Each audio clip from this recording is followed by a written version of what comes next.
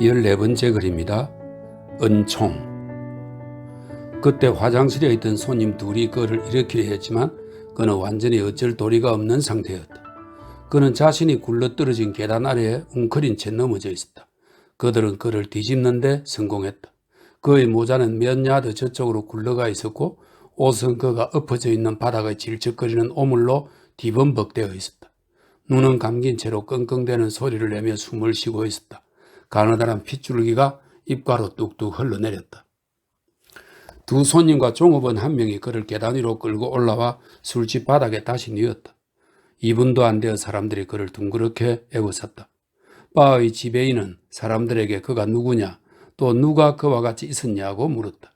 그가 누구인지 아무도 몰랐지만 종업원 중 한 명이 자기가 그에게 럼주를 작은 걸로 한 잔 내주었다고 말했다. 혼자였어? 지배인이 물었다. 아니요, 지배인님. 손님 두 분이 같이 있었어요. 그럼 그 사람들은 어디 있어? 아는 사람이 아무도 없었다. 어떤 사람이 말했다. 바람 좀 쏘여요. 기절했네. 구경꾼의 원이 넓어졌다가 다시 탄력 있게 좁혀졌다. 거무죽죽한 핏자국이 바둑판 무늬 바닥 위 사내의 머리 근처에 동그랗게 나 있었다. 지배인은 사내의 얼굴이 잿빛으로 창백한 것에 겁을 먹고 경찰을 불러오라고 했다. 사람들이 그의 옷깃을 늦추고 넥타이를 풀었다. 그는 일순 눈을 떴다가 신음소리를 내며 다시 눈을 감았다. 그를 위층으로 옮긴 손님 중 하나가 더러워진 실크 해트를 들고 있었다. 지배인은 그 다친 사람이 누구냐 아니면 그의 친구들이 어디로 갔는지 아무도 모르느냐고 반복해서 물었다. 바의 문이 열리고 몸집이 비대한 순경이 들어왔다. 그를 따라 골목길을 내려온 무리들이 문 바깥에 몰려서서 유리창 안을 들여다보려고 서로 밀쳐댔다. 지배인은 즉시 자기가 아는 바를 이야기하기 시작했다. 투박하고 무표정한 이목구비를 지닌 청년인 순경이 그 이야기를 들었다. 그는 속임수에 말려든 것이 아닐까 겁이 나는 듯이 자기 머리를 천천히 좌우로 지배인에게서 바닥에 누운 사내 쪽으로 옮겼다. 그런 다음 장갑을 벗고 허리춤에서 작은 공책을 꺼내 연필 심에 침을 바르곤 적을 채비를 했다. 그가 의심에 찬 사투리 억양으로 물었다. 이 사람 누굽니까? 이름과 주소가 어떻게 되죠?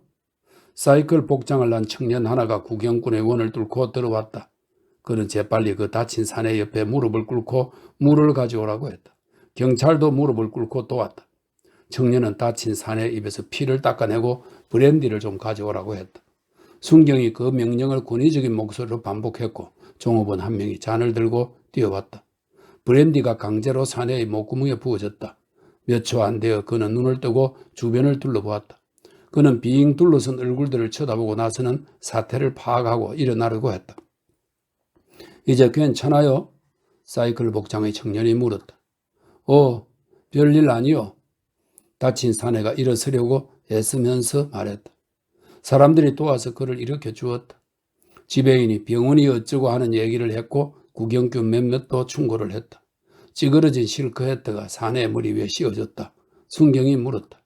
어디 사십니까? 사내는 대답하지 않고 콧수염 끝을 비비 꼬기 시작했다. 그는 사고를 가볍게 무시했다. 아무것도 아니요라고 그가 말했다. 별것 아닌 사고일 뿐 발음이 분명치 않았다. 어디 사시느냐고요? 순경이 반복했다. 사내는 마차를 좀 불러달라고 했다. 불운에 만회하고 있는데 키가 크고 날렵하며 얼굴빛이 흰 신사 한 명이 노란색 긴 얼트스코트는 아일랜드 얼트스 지방의 모직으로 만든 데서 이름이 유래한 넓적한 옷깃의 더블코트, 이걸 얼트스코트라네요. 얼트스코트 차림으로 술집의 저쪽 끝에서 다가왔다. 이 광경을 보고 그가 외쳤다.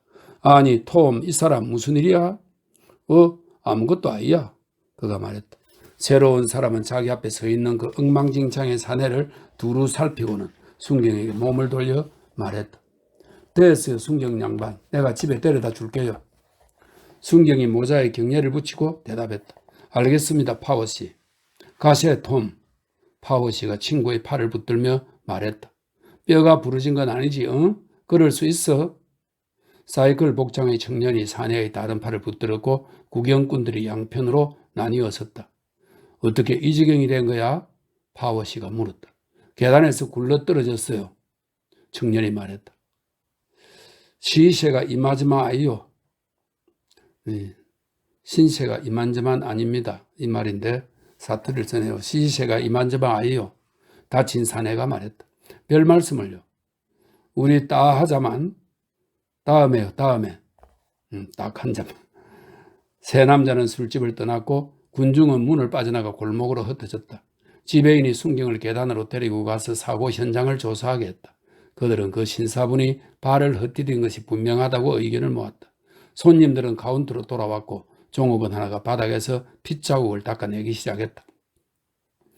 그래프튼가로 나오자 파워시는 휘파람으로 이륜 마차를 불렀다. 다친 사내가 안간힘을 쓰며 말했다. 시세가 이마저마 아이요. 다시 만나시다. 내 어먼 큰언이요. 충격과 이제 막 시작된 통증이 부분적으로 술을 깨게 한 터였다. 별 말씀을요. 청년이 말했다. 그들은 악수를 했다. 근원 씨가 마차에 태워졌고 파워 씨가 마부에게 길을 가르쳐 주는 동안 그는 청년에게 감사를 표하며 한 잔 같이 못해서 유감이라고 했다. 다음에요. 청년이 말했다. 마차가 웨스트 몰론드가를 향해 떠났다. 벨러스트 사무소를 지날 때 9시 반이었다. 강 어귀에서 불어오는 쌀쌀한 동풍이 그들을 맞았다. 근원 씨는 추워서 몸을 곱송거렸다. 그의 친구는 어떻게 사고가 일어났는지 말해보라고 했다. 마 못해? 하고 그가 대답했다. 다 혀서. 어디 봐? 다 혀서는 혀를 다쳐서 이 말인가 봐. 어디 봐? 상대가 마차 바퀴 위로 몸을 기대고 커는시 입속을 들여다보았지만 아무것도 보이지 않았다. 그는 성냥을 켜서 두 손을 오므려 감싸고 커는시가 고분고분하게 불리고 있는 그 입속을 다시 들여다보았다. 마차가 흔들려서 성냥이 벌어진 입속에서 왔다 갔다 했다. 아랫니와 윗몸이 엉긴 피로 범벅이었고 혀의 살점이 조금 떨어져 나갔다. 성냥이 꺼졌다. 흉하네. 파워씨가 말했다. 아무것도 아니야. 커넌씨가 입을 다물고 지저분한 코트 깃을 끌어올려 목을 감싸며 말했다. 그러니까 입을 다쳐가지고 말을 잘 못하네요. 사투리를 쓰는 게 아니고. 커넌씨는 자기 직업의 존엄성을 신봉하는 구닥다리 외판 사원이었다. 그는 시내에서 누가 보더라도 늘 아주 고상한 실크 해트를 쓰고 각반을 찬 모습이었다. 남자는 이 두 가지 장신구만 있으면 언제 어디서든 통과야 라고 그는 말했다. 그는 자기가 나폴레옹처럼 떠받드는 그 위대한 블랙 화이트의 전통을 따랐고 때때로 그의 전설적인 이야기와 흉내로 그에 관한 기억을 환기했다. 현대적인 상술이라고는 기껏해야 유리창에 그의 회사 이름과 런던 EC라는 주소가 함께 쓰인 자그마한 사무실을 크로우가에 낸 정도였다. 이 작은 사무실의 벽난로 선반 위에는 납으로 만든 작은 차 보관통들이 늘어서 있었고 창가의 탁자 위에는 대개 검은 액체가 반점 차 있는 도자기 사발 너댓 개가 놓여 있었다. 이 사발로 커넌씨는 차를 마셨다.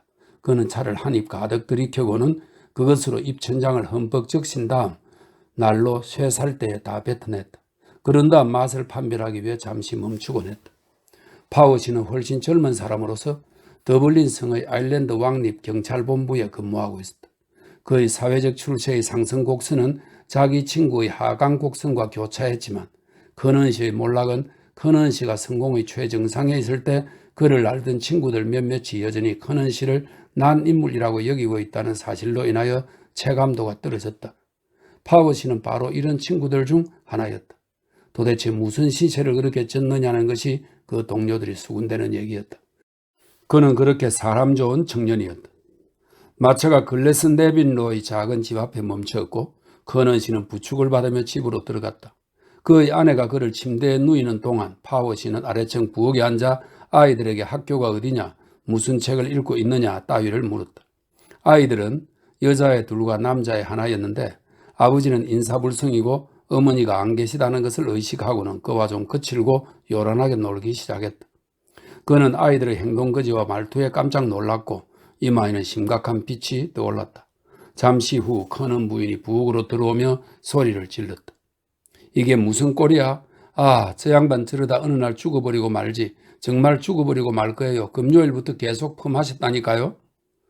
파워씨는 조심스럽게 자기는 함께 마시지 않았다는 것, 순전히 우연하게 그 현장에 있게 되었다는 것을 설명했다. 커넌 부인은 파워씨가 여러 차례 작지만 요긴한 빚을 내준 것뿐만 아니라 부부싸움을 했을 때 몇 번 좋게 해결해 줬던 것을 기억하고 말했다. 그런 말씀 안 하셔도 알아요, 파워씨. 당신은 저희 친구죠? 저희가 어울려 다니는 다른 사람들하고는 달라요. 그들은 저희 호주머니에 돈이 있는 동안은 을씨구나 하고 저희를 아내와 식구들한테서 떼어놓죠. 알량한 친구들. 오늘 밤에 누구랑 같이 있었던가요? 알고 싶은데요. 파워 씨는 고개를 저을 뿐 아무 말도 하지 않았다. 죄송해서 어쩌죠? 그녀가 말을 이었다. 대접할 게 아무것도 없어서. 하지만 잠시만 기다리시면 저 길모퉁이 포가띠 가게에 심부름을 보내서. 파워 씨가 일어섰다. 우린 그이가 돈을 갖고 오겠거니 하고 기다리고 있었어요.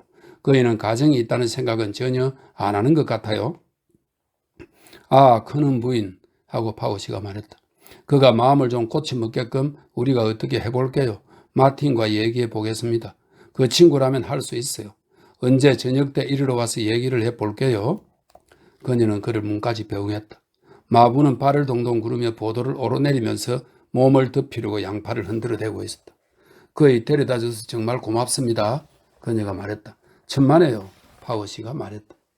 그가 마차에 올라탔다. 마차가 출발하는 순간 그녀에게 모자를 명랑하게 쳐들어 보였다. 우리가 그를 새 사람으로 만들겠습니다. 그가 말했다. 안녕히 계세요, 커넌 부인. 커넌 부인은 어리둥절한 눈길로 마차가 시야에서 사라질 때까지 쳐다보았다. 그런 다음 시선을 거두고 집 안으로 들어와 남편 호주머니를 뒤졌다. 그녀는 활달하고 현실적인 중년 여성이었다. 얼마 전에 은혼식을 치렀고 파워시의 반주에 맞춰 남편과 왈츠를 주어 검술이 새로워진 터였다. 그녀가 구애를 받던 시절 커넌 씨는 그녀가 보기에 여성을 제법 근사하게 대할 줄 아는 사람이었다.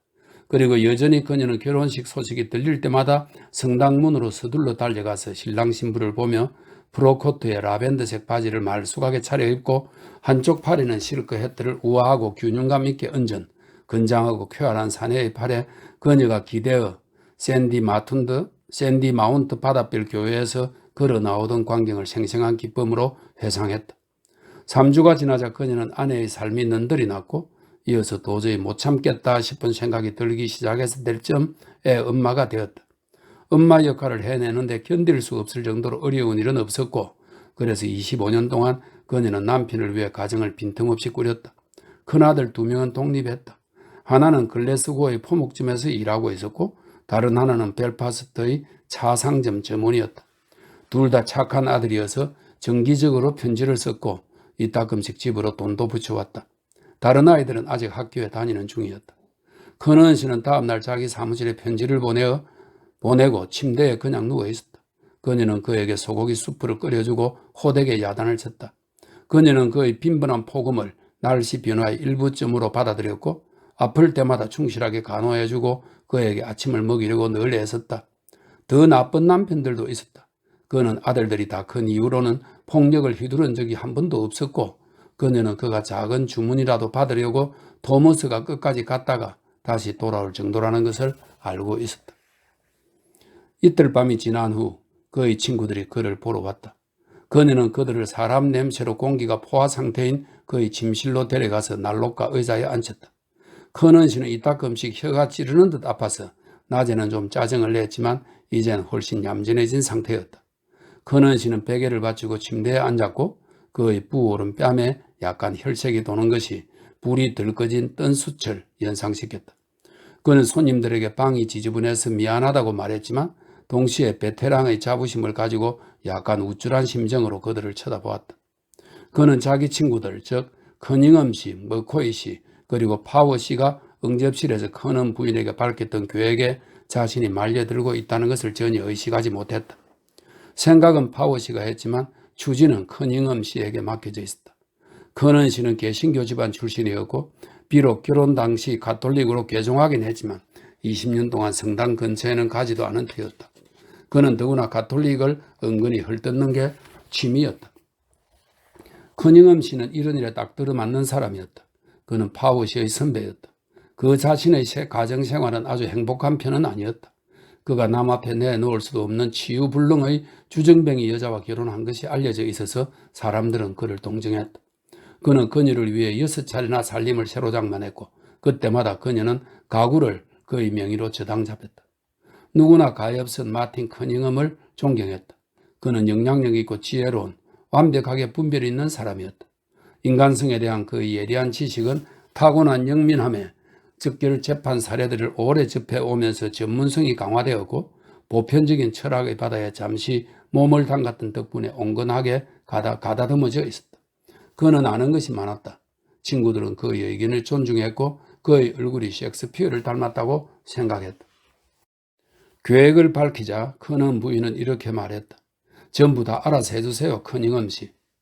사반세기 동안의 결혼 생활을 거치면서 그녀에게는 남아있는 환상이 별로 없었다. 종교는 그녀에게 하나의 습관이었고 그녀는 자기 남편 나이의 사람은 죽기 전에 크게 변하지는 않을 거라고 막연하게 생각하고 있었다. 그녀는 이번 사고가 묘하게 적절했다는 생각이 자꾸 들었고 잔인한 여편네로 보이기 싫어서 그렇지 혀가 좀 잘려서 말수가 적어져도 괜찮다고 신사들에게 말해주고 싶었다. 그러나 커닝엄 씨는 능력 있는 사람이었고 종교는 종교였다. 계획이 좋은 결과를 낼지도 모르고 적어도 해가 될 리는 없었다. 그녀의 믿음은 지나친 바가 없었다. 그녀는 모든 가톨릭 신앙 중 가장 일반적으로 유용한 것은 성심이라고 꾸준히 믿었고 또 성사도 받아들였다. 그녀의 믿음은 부엌에 한정된 것이었지만 필요하다면 그녀는 벤 씨와 이 벤 씨는 가족 중 죽을 사람이 있을 때 울음으로 예고해 준다는 아일랜드 설화 속 요정이라고 하네요. 그녀는 벤 씨와 성령의 존재를 한꺼번에 믿을 수도 있었다. 남자들이 그 사고 얘기를 하기 시작했다. 커닝엄 씨는 자기가 전에 비슷한 사례를 본 적이 있다고 했다. 70살 먹은 노인이 간질 발작 중에 자기 혀를 물어뜯었는데 혀가 다시 생겨나서 아무도 그 떨어져 나간 흔적을 알아볼 수가 없더라고 했다. 난 70살은 아니니까 환자가 말했다. 물론이지, 커닝엄 씨가 말했다. 이제 난 아파? 머코이 씨가 물었다. 머코이 씨는 한때 꽤 이름난 테너였다. 소프라노였던 그의 아내는 아직도 어린애들한테 푼돈을 받고 피아노를 가르치고 있었다. 그의 인생 행로는 그리 순탄하지 못해서 짧은 기간이지만 순전히 임시 변통으로 이럭저럭 먹고 살아야 했던 적도 있었다. 그는 미들랜드 철도에서 직원 노릇도 해보았고 아이리시 타임스와 프리먼스 저널 광고 담당, 석탄회사 시내 위탁 외판원, 사설 흥신소 직원, 부군수실 직원도 해보았으며 최근에는 시금시관 비서가 되었다. 이 새로운 업무로 인해 그는 큰언의 사례에 직업적인 흥미를 느끼게 되었다. 아프냐고? 별로. 큰언 씨가 대답했다. 하지만 속이 너무 너글거려 확 토해버리고 싶어. 술을 끓이 품하셨으니 커닝엄 씨가 단호하게 말했다. 아니야 하고 큰언 씨가 말했다. 마차에서 감기가 걸렸나 봐. 무언가 자꾸 목구멍으로 올라오는데 가래인가? 담이지, 머코이 씨가 말했다. 그래, 목구멍 아래에서부터 계속 올라와 너글거려. 그래 하고 머코이 씨가 말했다. 흉부에서 올라오는 거야. 그는 도전적인 눈빛으로 커닝엄 씨와 파워 씨를 동시에 쳐다보았다. 커닝엄 씨가 재빨리 머리를 끄덕였고 파워 씨가 이렇게 말했다. 아, 그래. 끝이 좋으면 다 좋은 거지. 신세가 이만저만이 아니야, 형씨. 환자가 말했다. 파워 씨는 손을 내저었다. 같이 있던 두 놈들은 누구랑 같이 있었어? 커닝엄 씨가 물었다.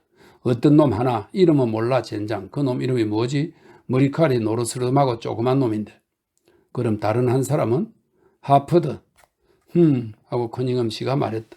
커닝엄 씨가 이렇게 말하면 사람들은 입을 다물었다. 그에게는 은밀한 정보원이 있다고 알려져 있었다. 이 경우 그 단음절은 도덕적인 의도가 있는 것이었다. 하퍼드 씨는 때때로 소규모의 파견대를 조직해 일요일 정오 직후에 출발하여 최대한 서둘러 시 변두리의 모술집에 도착하곤 했고 그곳에 온 사람들은 진정한 여행자로 자칭했다. 하지만 그의 동료 여행자들은 그의 출신을 결코 눈감아주려 하지 않았다. 그는 작은 규모의 돈을 고리로 대부해주는 미천한 돈놀이꾼으로 인생을 출발했다. 후에 그는 아주 뚱뚱하고 키 작은 신사인 리피 대부은행 골드버거시의 파트너가 되었다. 그가 가슴에 품었던 것은 유대인 윤리 규약 정도가 고작이었건만 그의 동료 가톨릭 교도들은 가혹한 이자를 무느라 그에게 직접 혹은 그의 대리인에게 닥달을 당할 때마다 아일랜드 태생 유대인 노민이 무식쟁이하며 그에게 이를 갈면서 고리대금 때문에 천벌을 받아 아들놈이 바보인 거라고 수군댔다. 다른 때에는 그의 좋은 면을 기억해 주기도 했다. 그놈은 대체 어디로 가버린 거야? 큰언 씨가 말했다. 그는 사건의 세부 사항에 대해서는 얼버무렸다. 그는 자기 친구들이 무언가 실수가 있어서 하퍼드 씨와 자기가 길이 어긋났다고 생각해 주기를 바랐다. 그의 친구들은 하퍼드 씨의 술버릇을 익히 알고 있는 터라 아무런 말이 없었다. 파워 씨가 다시 말했다. 끝이 좋으면 다 좋은 거야. 커넌 씨가 즉시 화제를 바꾸었다. 그 젊은 친구 괜찮던데 그 의학도 말이야. 그가 아니었더라면 그 사람 아니었으면 하고 파워 씨가 말했다. 일주일 구류였겠지. 벌금 내고 나올 수도 없는. 그래 하고 커넌이 기억을 되살리려 하면서 말했다. 경찰관 한 명이 있었던 것도 기억나네. 점잖은 청년이었는데 그래 보였어. 대체 어쩌다 그렇게 된 거야? 술이 떡이 된 거지 뭐 톰.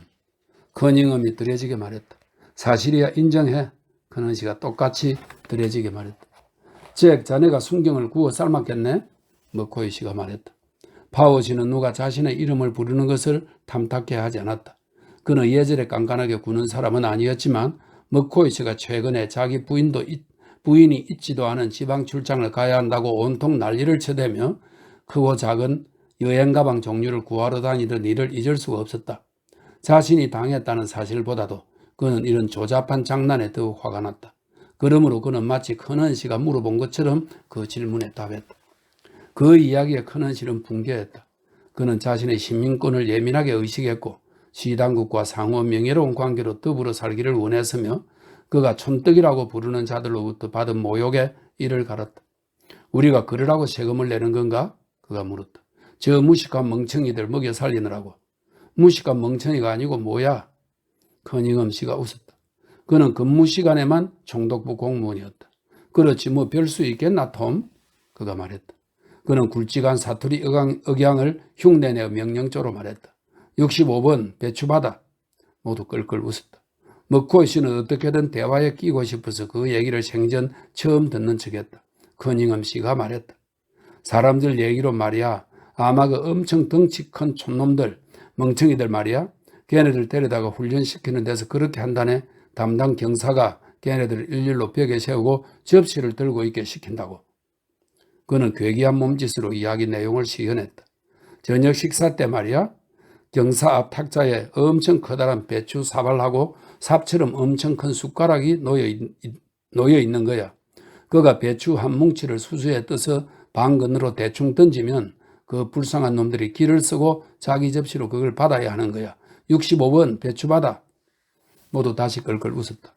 그러나 커넌 씨는 어쩐지 아직 분이 덜 풀린 상태였다. 그는 신문사에 투서를 하겠다는 얘기를 했다. 여기 오는 촌놈들은 말이야 하고 그가 말했다.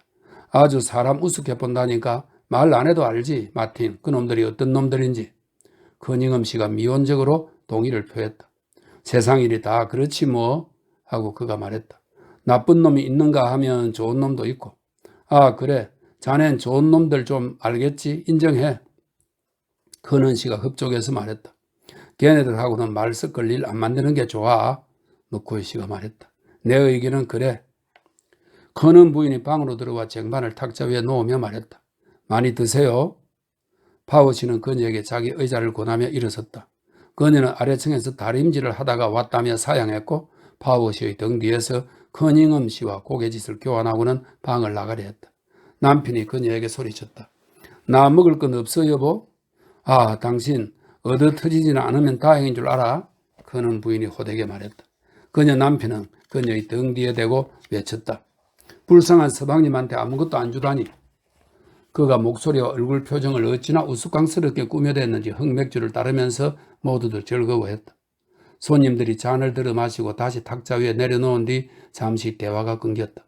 그러다가 커닝엄 씨가 파워 씨 쪽으로 몸을 돌리며 심드렁하게 말했다. 목요일 밤이랬지 잭? 목요일 맞아. 파워 씨가 말했다. 좋았어. 커닝엄 씨가 즉시 받았다. 몰리 술집에서 만나면 돼. 머코이 씨가 말했다. 거기가 제일 편할 거야. 하지만 늦으면 안 돼. 파워 씨가 진지하게 말했다. 틀림없이 문짝이 터져나가도록 붐빌 테니까 7시 반에 만나면 되지. 머코이 씨가 말했다. 좋았어. 커닝엄 씨가 말했다. 7시 반에 몰리에서 잠시 침묵이 흘렀다. 커넌 씨는 친구들이 자기에게도 말을 해주나 보려고 기다렸다. 그러다가 물었다. 무슨 일인데? 아무것도 아니야. 커닝엄 씨가 말했다. 목요일에 뭐 좀 그런 게 있어. 오페라 맞지? 커넌 씨가 말했다. 아니야 하고 커닝엄 씨가 애매한 투로 말했다. 그냥 뭐 별거 아닌 영적인 문제야. 아, 커넌 씨가 말했다. 다시 침묵이 흘렀다. 그러다가 파워 씨가 단도직입적으로 말했다. 사실은 말이야, 톰, 피정을 해볼까 해. 그래, 그거야. 커닝엄 씨가 말했다. 잭하고 나하고 여기 머코이하고 모두 깨끗이 설거지를 하려고. 그는 아주 친근하게 힘을 주어 그 비유를 말했고 자기 목소리에 용기를 얻어 말을 이었다. 보다시피 우린 하나같이 영락없는 건달이라는 걸 인정해야지. 정말로 하나같이 말이야. 그는 무뚝뚝하면서도 연민 어린 태도로 덧붙이고는 파워 씨에게 돌아서서 말했다. 인정해. 난 인정해. 파워 씨가 말했다. 나도 인정해. 머코이 씨가 말했다. 그러니까 함께 설거지를 하자는 거야. 커밍엄 씨가 말했다. 갑자기 어떤 생각이 그에게 떠오른 듯 했다. 그는 갑자기 환자 쪽으로 몸을 돌리고 말했다. 톰, 내가 지금 무슨 생각했는지 알아? 자네도 함께하면 우린 제대로 4인조가 될 텐데 말이야. 좋은 생각이야. 파워 씨가 말했다. 우리 넷이 함께하면. 커넌 씨는 말이 없었다. 제안 자체는 그의 마음이 내키지 않았으나 어떤 영적인 문제를 대응하는 자들이 그의 문제로 관심을 기울이게 될 참이라는 것을 알고는 자기 위신에 맞게 목에 힘을 줘야겠다고 생각했다. 그는 오랫동안 대화에 끼어들지 않았지만 차분한 적대감을 느끼면서도 예수회에 대한 얘기를 하는 친구들의 말에 계속 귀를 기울였다. 난 예수의 사람들을 그렇게 나쁘게 보진 않아. 마침내 그가 대화에 끼어들며 말했다. 교육받은 교파라고, 게다가 취지도 좋다고 봐. 그들은 교회 안에서 가장 규모가 큰 교파야, 톰. 커닝엄이 열성적으로 말했다. 예수의 총장은 교황 다음이라고? 그건 틀림없어. 머코이 씨가 말했다. 일을 제대로 깨끗하게 하려면 단연 예수회지. 거기 사람들은 영향력이 있거든. 내가 얘기 하나 해줄까? 예수회는 괜찮은 집단이야. 파워 씨가 말했다. 참 묘하지. 하고 커닝엄 씨가 말했다. 예수회 말이야. 다른 교단은 모두 앞서거니 뒤서거니 개혁을 치렀거든. 그런데 예수의 교단은 한 번도 개혁을 하지 않았어. 한 번도 쇠퇴한 적이 없어. 정말이야? 머코이 씨가 물었다. 사실이야. 하고 커닝엄 씨가 말했다. 역사적 사실이라고. 그 교회를 봐. 파워 씨가 말했다. 회중들도 보라고. 예수회는 상류층 취향이지. 머코이 씨가 말했다. 물론 그래. 파워 씨가 말했다. 하고 커넌 씨가 말했다. 그래서 내가 그들에게 감정이 있는 거야. 그 세속적인 사제들 말이야. 무식하고 거드럭거리고. 모두 좋은 사람들이야. 하고 커닝엄 씨가 말했다. 각자 나름대로 말이지. 아일랜드 사제는 전 세계적으로 존경받고 있어. 아, 그래? 파워 씨가 말했다. 대륙의 다른 사제들과는 다르지. 머코이 씨가 말했다.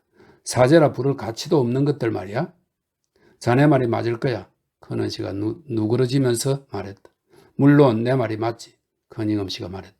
내가 이 정도 세상살이를 하고 이모저모 안 살펴본 데가 없는데 사람 판단 하나 못할까? 손님들은 너도 나도 다시 술을 마셨다. 커넌 씨는 마음속으로 무언가를 신중하게 고려하는 것 같았다. 감명을 받은 거였다. 그는 커닝엄 씨의 사람 판단과 관상 보는 능력을 높이 평가하고 있었다. 그는 좀 더 자세한 얘기를 해달라고 했다. 아, 그냥 피정이야. 커닝엄 씨가 말했다. 퍼든 신부가 주재할 거야. 사업하는 사람들을 위한 모임이야. 그러니까 우리를 그렇게 엄격하게 대하진 않을 거야, 톰. 파워 씨가 설득조로 말했다. 퍼든 신부? 퍼든 신부라고? 이 퍼든가는 20세기 초 더블린의 유명한 홍등가 이름이기도 하답니다. 퍼든 신부라고? 환자가 말했다. 아, 자네도 알 거야, 톰. 커닝엄 씨가 기운차게 말했다. 멋지고 유쾌한 친구야. 우리처럼 세속적인 사람이지. 아, 그래, 알 것 같아. 얼굴이 좀 붉고 키가 크고. 맞아, 그 사람. 그럼 말이야, 마틴. 그 사람 설교 잘해? 글쎄, 그건 딱히 설교는 아니야. 그냥 뭐랄까, 친구처럼 대화하는 거 있잖아? 상식적인 방식으로. 커넌 씨는 곰곰 생각했다. 머코이 씨가 말했다. 톰 버크 신부. 그 사람 대단했지. 아, 톰 버크 신부. 하고 커닝엄 씨가 말했다. 그 사람이야 타고난 운병가지. 그 사람 설교 들어본 적 있어, 톰? 들어본 적 있나니? 환자가 발끈해서 말했다. 물론이지. 언제 들었냐면. 그렇지만 그 사람 교리는 별로라고 하던데? 커닝엄 씨가 말했다. 그래? 머코이 씨가 말했다. 아, 물론 잘못됐다는 게 아니고 있잖아. 다만 어떤 때는 사람들 말이 그 설교 내용이 아주 정통은 아니라고들 하더라고. 아, 굉장한 사람이야. 머코이 씨가 말했다. 난 한 번 들은 적이 있는데 하고 큰언 씨가 말을 이었다. 설교 주제가 뭐였는지는 잊어버렸어. 크로프턴과 내가 그 객석 뒤쪽에 그 객석이라는 말은 큰언은 신도석이나 본당 같은 교회 용어 대신 극장에서 사용하는 용어를 쓰고 있다. 이렇게 되어 있네요. 객석 뒤쪽에 있잖아. 그 본당. 커닝엄 씨가 말했다. 그래. 뒤쪽 문 가까이 있었어. 내용은 생각 안 나는데. 아, 그래. 교황에 대해서였다. 돌아가신 교황. 기억이 생생해. 정말 멋졌어. 연설 스타일이. 게다가 그 목소리는 정말 기가 막혔어. 바티칸의 포로. 그가 교황을 그렇게 불렀지. 밖으로 나오면서 크로프턴이 내게 뭐라 그랬느냐 하면은, 하지만 그는 오렌지 당원이지. 오렌지 당원이란 말은 신교와 영국을 옹호하는 사람이라네요. 하지만 그는 오렌지 당원이지 크로프턴 말이 아닌가? 파워 씨가 말했다. 물론 그렇지 하고 큰언이 말했다. 그것도 되게 골수 친형파지. 우리 무허가에 있는 버틀러 술집으로 갔지? 정말 난 진짜로 감동받았어. 이건 진짜야. 그가 한 말이 단어 하나하나 다 생각나. 그가 그랬어. 그는 우린 다른 교파를 섬기잖아. 하지만 믿음은 똑같은 거야. 라고 말이야. 아주 적절한 말이라고 느꼈어. 그러니까 무언가 있는 거지. 파워 씨가 말했다. 톰 신부가 설교를 하면 신교도들이 늘 떼거리로 성당에 몰려들고 그랬거든. 우리 사이의 차이가 그렇게 큰 건 아니야. 머코이 씨가 말했다. 우리 모두 믿지 않나? 그는 잠시 머뭇거렸다. 구세주를 말이야. 다만 그들은 교황을 안 믿고 성모를 안 믿는 것이지. 하지만 물론 하고 커닝엄 씨가 조용히 또박또박 말했다. 우리 종교가 진정한 종교지. 오래되고 원조 아닌가? 두말할 필요 없지. 커넌 씨가 열을 내며 말했다. 커넌 부인이 침실 문 앞에 와서 알렸다. 손님 오셨어요. 누군데? 포가티시요. 아, 들어와. 창백한 타원형의 얼굴이 빗속으로 들어왔다. 멋지게 늘어진 콧수염 곡선과 같은 모양의 멋진 눈썹이 기분 좋게 깜짝 놀란 것 같은 두 눈 위를 둘러싸고 있었다. 포카티시는 자그마한 식품점 주인이었다. 그가 시내에 술집 허가를 내고 장사를 하다가 망한 것은 그의 재정 형편상 할 수 없이 이류 양조장에 목을 맸기 때문이었다. 그는 글래스 네빈로에 작은 가게를 열었고 자신의 태도를 동네 아줌마들이 좋아할 거라고 자부했다. 그는 제법 기품 있게 행동했고 꼬마 아이들에게도 인사를 건네주고 또 깔끔하고 똑똑한 발음으로 말했다. 교양도 없지 않았다. 포카티시는 특제 위스키 반 파인트를 선물로 가져왔다. 그는 공손하게 커넌 씨의 안부를 묻고 선물을 탁자에 놓고는 다른 사람들과 대등하게 앉았다. 커넌 씨는 자기와 포카티시 사이에 식료품 외상값이 조금 남아있는 것을 알기 때문에 그 선물이 더더욱 고마웠다. 그가 말했다. 역시 형밖에 없어. 저거 좀 따주어 잭, 응? 파워 씨가 다시 나섰다. 유리잔들을 헹구내고 위스키를 조금씩 5잔 따랐다. 새롭게 술이 들어가자 대화가 활기를 띠었다. 포가티시는 의자 모서리에 앉아 각별한 관심을 보였다. 교황 레오 13세는 하고 커닝엄 씨가 말했다. 시대의 등불이었어. 그분의 위대한 생각은 말이야. 라틴 교회와 그리스 교회의 통합이었지. 그게 그분 삶의 목표였어. 난 그분이 유럽 최고의 지성인 중 한 분이라는 소리는 종종 들었어. 파워 씨가 말했다. 내 말은 교황인 것과는 별개로 말이야. 그랬지 하고 커닝엄 씨가 말했다.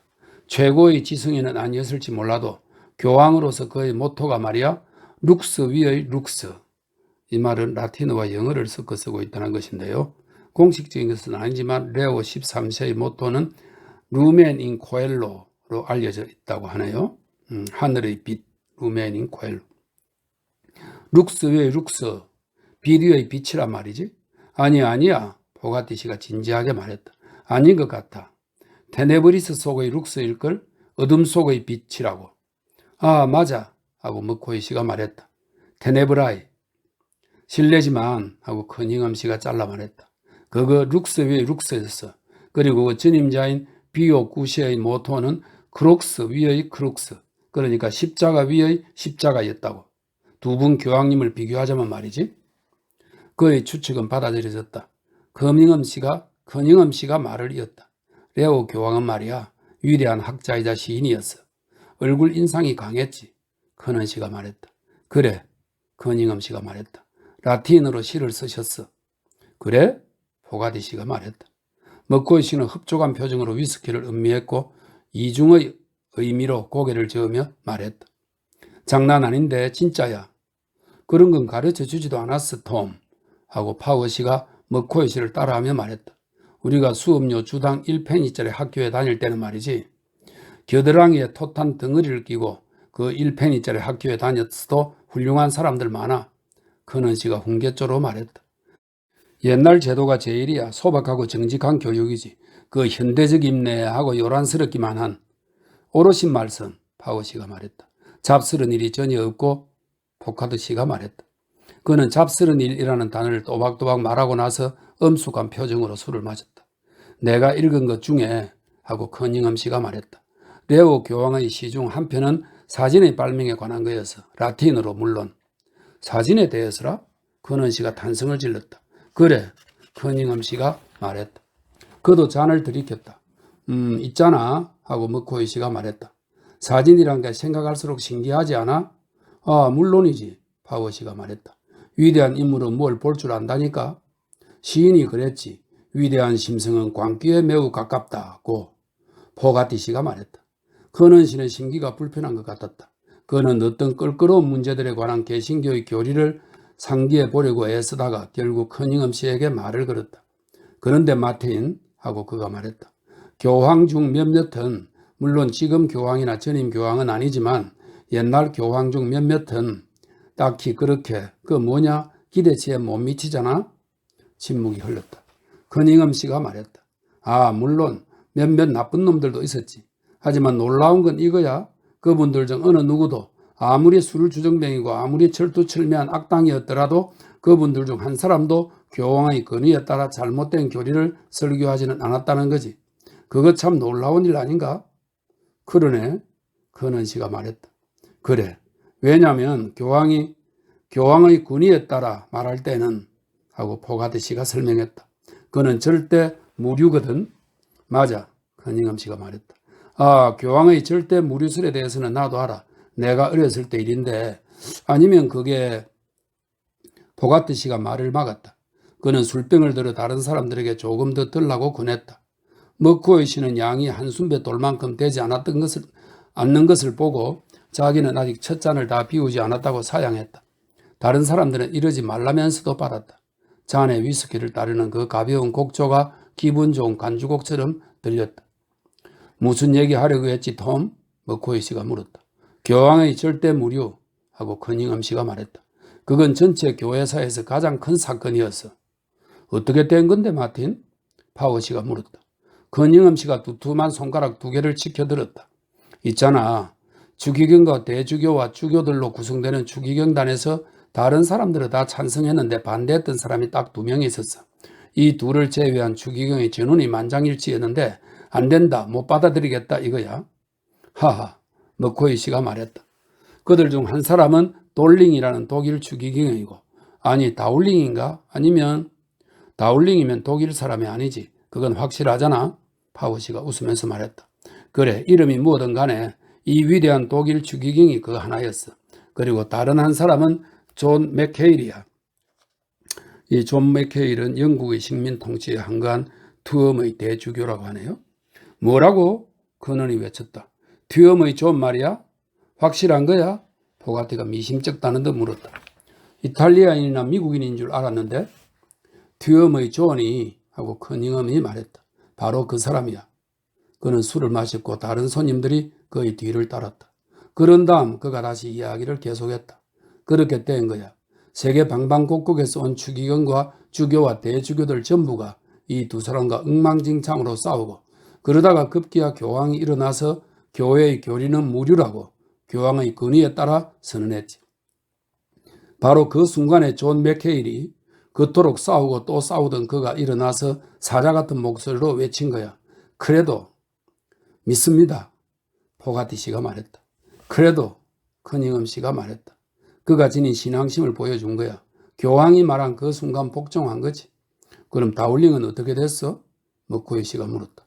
그 독일 추기경은 복종할 마음이 없었어. 교회를 떠났지. 커닝엄 씨의 말을 듣는 이들의 말은 듣는 이들의 마음에 교회에 대한 어마어마한 이미지를 심어넣었다. 그의 나직하고 거친 목소리가 내뱉는 신앙과 복종 같은 단어들이 그들을 전율케 했다. 그는 부인이 손을 닦으며 방으로 들어왔을 때 좌중은 엄숙했다. 그녀는 침묵을 깨뜨리지 않고 그냥 침대 발치의 난간너머로 몸을 기댔다. 난 존 맥케이를 한번 본 적 있어. 커넌 씨가 말했다. 평생 잊지 못할 거야. 그는 자기 아내 쪽으로 몸을 돌려 동의를 구했다. 내가 당신한테 그 얘기 자주 했지? 커넌 부인이 고개를 끄덕였다. 존 그레이 경 동상 제막식에 쓰였어. 에드먼드 드와이어 그레이가 흩은 소리를 짓거리며 이 사람은 아일랜드에 존경받는 의사, 언론인, 정치가였던 존 그레이 경의 아들인데 언론이자 정치가라고 하네요. 에드먼드 드와이어 그레이가 흩은 소리를 짓거리며 연설을 하고 있는데 거기 이 노인네가 온 거야. 까다롭게 생긴 영감이 그 덥수룩한 눈썹 아래서 눈을 치뜨고 그를 쳐다보고 있더라고. 커넌 씨는 이마를 찌푸리고는 마치 성난 황소처럼 고개를 숙이고 자기 아내를 노려보았다. 맙소사. 그가 원래 표정으로 돌아가며 외쳤다. 그 사람 머리에 그런 눈이 박힌 건 처음 봤어. 이렇게 말하는 것 같더라니까? 너가 어떤 놈인지 내가 모를 줄 아냐 이놈. 정말 매의 눈을 가졌더군. 그래 이 가문에 쓸만한 놈이 없지. 파워 씨가 말했다. 다시 대화가 중단됐다. 파워 씨는 커넌 부인에게로 돌아서서 갑자기 쾌활하게 말했다. 자, 커넌 부인, 우리가 여기 있는 당신 남편을 착하고 경건하고 독실하고 하나님을 두려워하는 로마 가톨릭 신자로 만들어 볼 작정입니다. 그는 좌중을 감싸한 듯 팔을 휘저었다. 모두 함께 피정을 가서 우리 죄를 고백하려고 해요. 우리에겐 그게 정말로 필요하죠. 난 아무래도 좋아. 커넌 씨가 약간 초조하게 미소 지으며 말했다. 커넌 부인은 자신의 만족감을 숨기는 게 더 현명하겠다고 생각했다. 그래서 이렇게 말했다. 당신 얘기 들어줄 그 불쌍한 신부님이 누군지 참 안 됐네. 커넌 씨의 표정이 바뀌었다. 그게 싫으면 하고 그가 퉁명스럽게 말했다. 그분 딱 일보시라고 해. 난 그냥 내가 고통받는 얘기를 할 거니까. 나도 그렇게 나쁜 놈은 아니라고. 커닝엄 씨가 재빨리 끼어들었다. 우리 모두 악마와 관계를 끊을 거야. 그가 말했다. 다 함께 말이야. 악마가 하는 짓이며 그 허세를 잊지 말고. 사탄아 물러가라. 보가트 씨가 웃으면서 다른 사람을 쳐다보며 말했다. 파워 씨는 아무 말도 하지 않았다. 그는 완전히 대장 자리에서 밀려난 느낌이었다. 그러나 기뻐하는 표정이 얼굴에 언뜻 드러났다. 간단해. 우린 그냥 하고 커닝엄 씨가 말했다. 촛불을 손에 들고 일어나서 세례때 했던 맹세를 새롭게 하면 되는 거야. 아, 양초 잊지 말고 가져와 톰. 머코이 씨가 말했다. 무슨 일이 있어도. 뭐? 커넌 씨가 말했다. 양초를 가져가야 해? 아, 그럼. 커닝엄 씨가 말했다. 안 돼. 다 집어치워. 커넌 씨가 제정신을 차린 듯 말했다. 난 여기까지야. 다른 건 다 좋아. 비정도 좋고 고해도 좋고 또 그런 거 다 좋아. 하지만 양초는 안 돼. 안 돼. 다 집어치워. 양초는 안 되겠어. 그는 우스꽝스럽게 근엄한 표정으로 고개를 저었다. 저렇다니까요? 그의 아내가 말했다. 양초는 안 되겠어. 커넌 씨는 자기 말이 청중에게 효과를 내기 시작했다는 것을 의식하면서 계속 고개를 절레절레 흔들며 말했다. 난 그런 요술 램프 들고 그러는 거 안 한다고. 모두가 끌끌 웃어댔다. 참 근사한 가톨릭 신자 한 명 나셨네. 그의 아내가 말했다. 양초는 안 돼. 커넌 씨가 고집스럽게 반복했다. 끝이야. 여백이 있고요. 가디너 가이 예수의 교회당은 좌우 입구가 거의 꽉 찬 상태였다. 게다가 아직도 시시각각 신사들이 옆문으로 들어와서 평수사들의 안내를 받아 살금살금 청랑을 걸어 들어가 앉을 자리를 찾았다. 신사들은 모두 옷을 잘 입었고 질서정연했다. 더 위더 웃들 사이에 검은 옷에 흰 깃차림이 두드러져 보이는 회중 위에 어두운 반점이 박힌 초록빛 대리석 기둥 위에 칙칙한 장막 위에 교회당의 불빛이 비쳤다. 신사들은 바지 무릎 부분을 약간 위로 끌어당기고 모자를 얌전히 놓은 자세로 긴 의자에 앉아 있었다. 그들은 뒤쪽에 자리를 잡고 멀리 그 높은 제단에 걸려있는 작은 반점 같은 빨간 등불을 점잖게 응시했다. 설교당 근처의 긴 의자 하나에는 커닝엄 씨와 커넌 씨가 앉아 있었다. 뒤의 긴 의자에는 머코이 씨가 앉아 있었다. 그리고 그 뒤의 의자에 파워 씨와 보가트 씨가 앉았다. 먹고 있는 다른 사람들과 같은 의자에 앉으려 했지만 여의치 않았고 그 패거리가 5눈 모양으로, 이 5눈 모양으로라는 것은 예수가 십자가에서 받은 상처를 상징한다고 그러네요. 5눈 모양으로 자리를 잡은 다음에 무언가 우스갯소리를 하려고 했지만 그것도 여의치 않았다. 반응이 신통치 않아서 그는 그만두었다. 그조차도 더 점잖은 분위기를 감지할 수 있었고 그조차도 더 종교적 자극에 반응하기 시작했다. 커닝엄 씨는 커넌 씨에게 귓속말로 대금업자 하퍼드 씨가 약간 떨어져 앉아있다. 또 등기소 관리이자 시장 선거의 배우 실력자인 패닝 씨가 설교단 바로 밑에 새로 선출된 구의원들과 함께 앉아있다고 하며 주의를 끌었다. 오른쪽에는 전당포를 3개나 갖고 있는 마이클 그라임스 영감과 시 서기관실에서 일하는 댄 호건의 조카가 앉아있었다.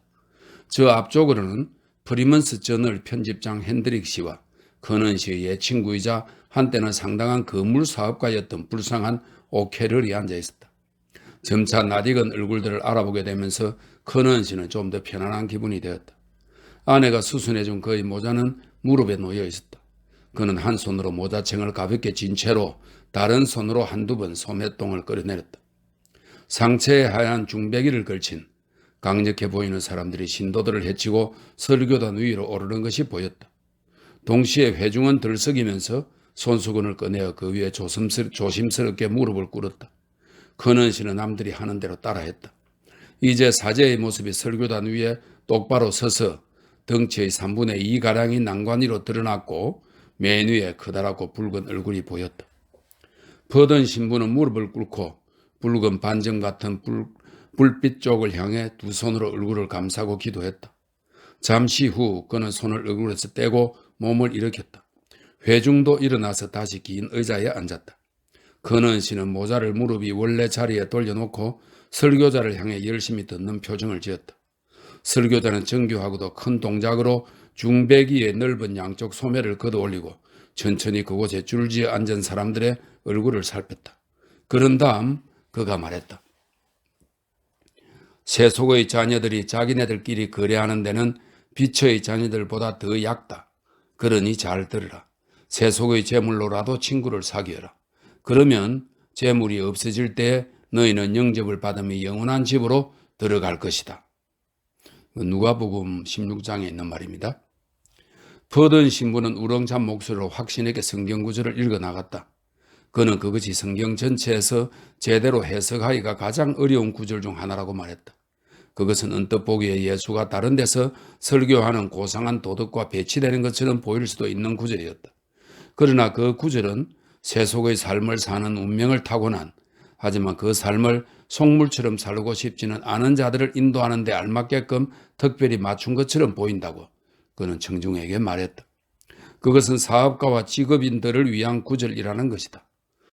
예수 그리스도는 우리 인간 본성의 온갖 구석구석을 이해하시는 분으로서 모든 사람이 종교적인 삶에 부름받은 것은 아니라는 것, 훨씬 더 막대한 다수가 세상 안에 그리고 어느 정도는 세상을 위해서 살 수밖에 없다는 것을 이해하신다는 것이다.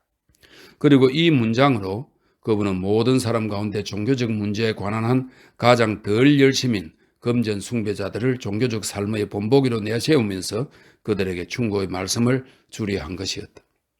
그는 청중에게 자기가 그날 저녁 그 자리에 선 것은 무슨 겁을 주는 허황한 얘기를 하기 위해서가 전혀 아니라고 말했다.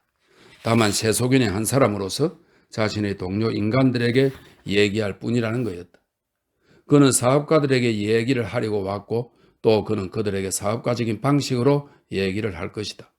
그가 말하길 비유를 쓰자면 자기는 그들의 영적인 회계사라는 것이다. 그는 모든 청중이 각자의 장부, 자신의 영적인 삶의 장부를 열어보고 그 장부들이 양심과 대조하여 정확히 들어맞는가 보기를 바란다고 했다. 예수 그리스도는 가혹한 감독관이 아니시다. 그분은 우리가 가진 사소한 결점들을 이해하시고 불쌍하게 타락한 우리 본성의 약점을 이해하시며 속세의 유혹들을 이해하신다. 우리는 유혹에 빠졌던 적이 있을지도 모르며 실제로는 종종 유혹에 빠진다. 우리는 결점을 가졌을지도 모르며 또 실제로 결점을 가졌다.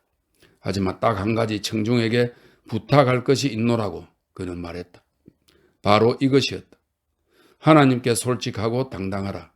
그들의 장부가 세목마다 모두 계산이 맞는다면 이렇게 말하라. 자, 장부를 확인했습니다. 아무 이상이 없습니다. 하지만 뭔가 계산에 맞지 않은 경우도 있을 수 있는데 그러면 사실대로 인정하고 솔직하게 남자답게 말하라. 저 장부를 살펴봤습니다. 이 부분과 이 부분이 잘못된 것을 알았습니다. 하지만 하나님의 은총으로 여기를 시정하겠습니다. 제 회계장부를 바로 잡겠습니다.